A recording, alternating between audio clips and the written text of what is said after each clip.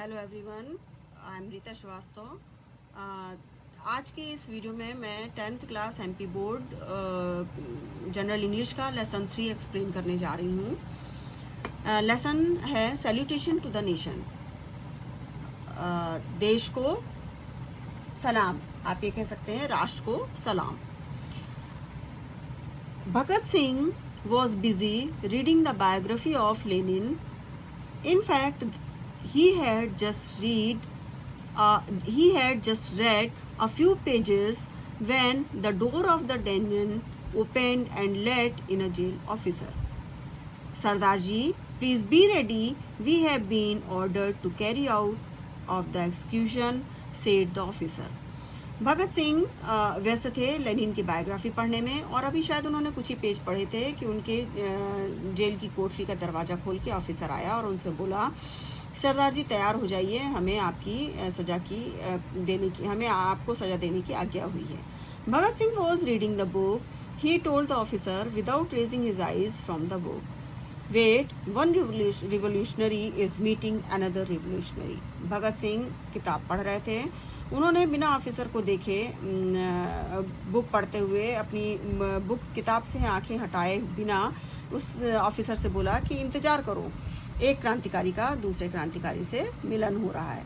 The officer was stern by the tone of Bhagat Singh voice and stood still. जो officer वहां से आया था वो भगत सिंह की आवाज को सुनकर स्तब्ध खड़ा रह गया. Bhagat Singh resumed reading the book. All of a sudden, he hurled the book in the air, stood forth and said, "Let's go." Bhagat Singh ने किताब छोड़ी, पढ़ना बंद किया. अचानक उन्होंने किताब को हवा में उछाला और बोले, चलो चलते हैं.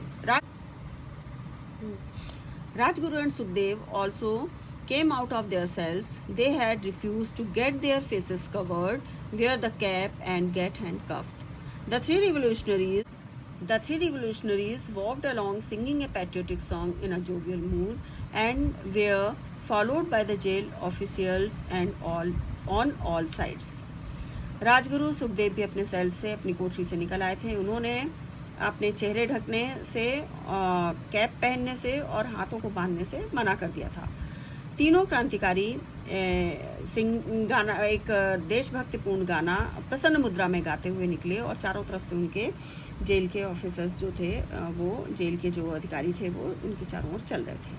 A huge crowd and had assembled at the gate consisting of photographers, reporters, the public and the members of Bhagat Singh's family.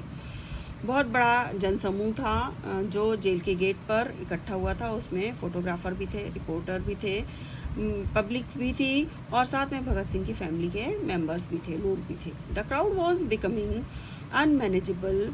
Loud slogans were being raised both inside and outside the jail.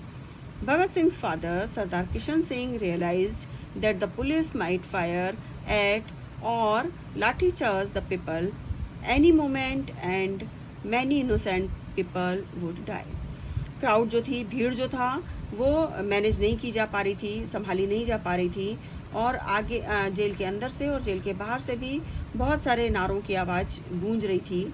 Bhagat Singh के पिताजी सरदार किशन सिंह ने ये महसूस किया कि अगर भीड़ unmanageable हुई, उनसे कंट्रोल नहीं हो पाई, ऐसा ही चलता रहा तो कभी भी पुलिस लाठीचार्ज कर सकती है या फायर कर सकती है, गोली चला सकती है. और ऐसे अगर हो गया तो बहुत सारे बेचारे इनोसेंट पीपल मारे जाएंगे, यानी जिनका इसमें कोई ज़्यादा वो हस्तक्षेप भी नहीं है, वो लोग भी मारे जाएंगे. He asked his wife, let us go, lest some misfortune should befall the harmless innocent people. कहते हैं अपनी वाइफ से कि चलो हम चलते हैं, कुछ दुर्भाग्यपूर्ण घटना कुछ लोगों के साथ हो जाए, इससे पहले हम यहाँ से चलते हैं.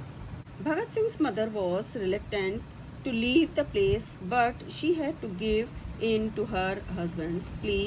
Sardar Kishan Singh managed to drive away the crowd a little further from the gate to avoid some untoward incident and started delivering a speech to divert their mind from the gallows. Bhagat Singh की माँ वहाँ से जाना तो नहीं चाहती थी, लेकिन उन्होंने उनके हस्बैंड ने जब उनसे कहा तो उनको उनकी बात रखते हुए वो वहाँ से चल पड़ी। सरदार किशन सिंह किसी तरह से भीड़ को मैनेज करके संभाल कर जेल गेट के आगे तक ले गए, थोड़ा और आगे ले गए, और वहाँ जाकर किसी भी दुर्घटना से अनहोनी घटना घटने से बचाने के लिए उन्होंने वहाँ पर लोगों को भाषण देना शुरू कर दिया, ताकि लोगों का ध्यान उधर से जो वहाँ पर नारे हो रहे हैं वहाँ से हटकर उनकी तरफ लगने लगे और दुर्घटना ना हो पाए। The warder proceeded towards the platform with the three valiant revolutionaries. The deputy commissioner of Lahore was surprised and terrified to see that the convicts were not shackled. Bhagat Singh read the fear in his eyes and said, "Well, Mr. Magistrate, you are fortunate to be able to see how Indian revolutionaries can embrace death with pleasure for the sake of their supreme ideal." Lahore के deputy commissioner को उस समय बहुत आश्चर्य हुआ और वो बहुत भयभीत भी हो गए, जबकि उन्होंने देखा कि तीनों क्रांतिकारी बहादुरी से प्लेटफॉर्म तक ले जाए गए हैं और वो बिल्कुल डरे हुए नहीं हैं, ना कि तो उनकी जंजीरें बंधी हैं, ना तो उनके हाथ बंधे हुए हैं, लेकिन फिर भी वो बिल्कुल डरे नहीं हैं। उनका ये डर शायद भगत सिंह ने उनकी आंखों में पढ़ लिया। वो भगत सिंह डिप्टी कमिश्नर से बोले, "well mister magistrate, you are fortunate कि मजिस्ट्रेट महोदय, आप बहुत भाग्यशाली हैं कि आप अपनी आंखों से भारतीय क्रांतिकारियों को अपनी मौत को गले लगाते हुए, खुशी खुशी मौत को गले लगाते हुए देख पा रहे हैं, उनके अपने महान आदर्श को पाने के लिए, यानी जिस आदर्श को पाने के लिए ये लड़ाई लड़ रहे हैं उसको पाने के लिए खुशी खुशी मौत को अपने गले लगा रहे हैं। ये देखने का सौभाग्य आपको मिल पा रहा है." Bhagat Singh, along with Sukhdev and Rajguru, climbed the stairs of the platform steadily and stood boldly.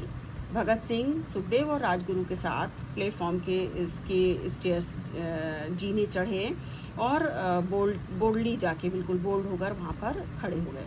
Bhagat Singh stood in the center with Sukhdev on his left and Rajguru on his right. Bhagat Singh बीच में खड़े हुए थे, सुखदेव उनके बाएं तरफ और राजगुरु उनके दाहिनी तरफ खड़े थे। They raised the slogan, "Inqilab Jindabad, Samrajyawad Murdabad," in a loud, clear and distinct voice, pulled the hangman's rope, kissed it and put it round their necks. क्या किया उन्होंने? वहाँ पर खड़े होकर बहुत ज़ोर से नारा लगाया, इंकलाब जिंदाबाद और साम्राज्यवाद मुर्दाबाद का, जो बहुत तेज़ आवाज़ में, एकदम क्लियर और बिना भय की आवाज़ थी उनकी। फिर उन्होंने जो जल्लाद होता है, जो जिसे फांसी का फंदा डालना होता है और खींचना होता है, उससे उन्होंने फांसी का फंदा लिया, उस रस्सी को चूमा और अपने गले में डाल लिया। Bhagat Singh told the hangman, और जो जल्लाद जिसे वो खींचना था उससे वो बोले, "now you may set it right if you please," अगर तुम चाहो तो इसे देख लो कि ये सही है, इसे सही कर सकते हो। The hangman, who must have been a very tough man, was moved to the core of his heart. He set the rope around the necks of the noble and brave young man with tears welling in his eyes and turned the spindle. जो जल्लाद था जिसे उन्हें लटकाना था, शायद बहुत बहादुर व्यक्ति था, बहुत कठोर था, लेकिन फिर भी इन तीनों क्रांतिकारियों की को देखकर, उनकी शक्ति, उनकी ताकत को देखकर, उनके बिहेवियर को देखकर उसका जो दिल था वो भर आया। उसने रस्सी को उनके गले के चारों ओर लगाया। उन noble, brave and young man, जो बहादुर तीनों जवान थे, उनके गले में, और अपनी आंखों में आंसू लाते हुए उसने स्पिंडल मीन्स जिससे खींचते हैं रस्सी को, वो स्पिंडल को टर्न कर दिया, खींच दिया।